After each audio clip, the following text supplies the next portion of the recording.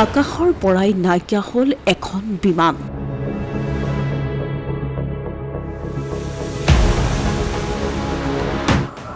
বিমানখন বিচাৰি এতিয়া লাগিছে হাহাকাৰ।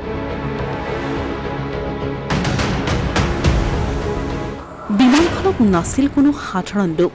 এজন উপৰাষ্ট্ৰপতি আৰু 10 গৰাকী বিষয়া থকা এই বিমানখন এতিয়া আকাশতেই অন্তৰ্ধান।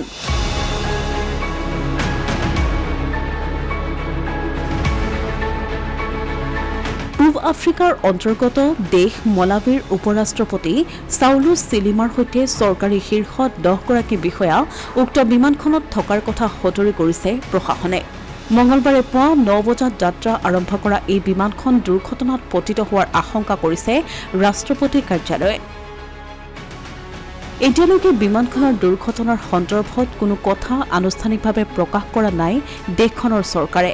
কেইবাটাও উদ্ধাৰকাৰী দলে বিমানখনৰ অৱস্থিতি ধৰা পেলাবলৈ চেষ্টা কৰি আছে যদিও সফল হ'ব পৰা নাই। উক্ত বিমানখনত মলাবাৰ উপৰাষ্ট্ৰপতিগৰাকীৰ সৈতে ৰাষ্ট্ৰপতিগৰাকীও যাত্ৰা কৰাৰ কথা আছিল, কিন্তু অন্তিম মুহূৰ্তত এই যাত্ৰা বাতিল কৰা হয়। বিমানখন দেশখনৰ উত্তৰ প্ৰান্তত অৱস্থিত জুজু নামৰ প্ৰদেশখনত অৱতৰণ কৰাৰ কথা আছিল যদিও লক্ষ্যস্থান হোৱাৰ পূৰ্বেই এই অঘটন সংঘটিত হয়।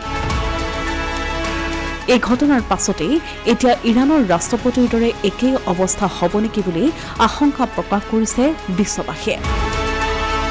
Asomiya Pratidin digital desk.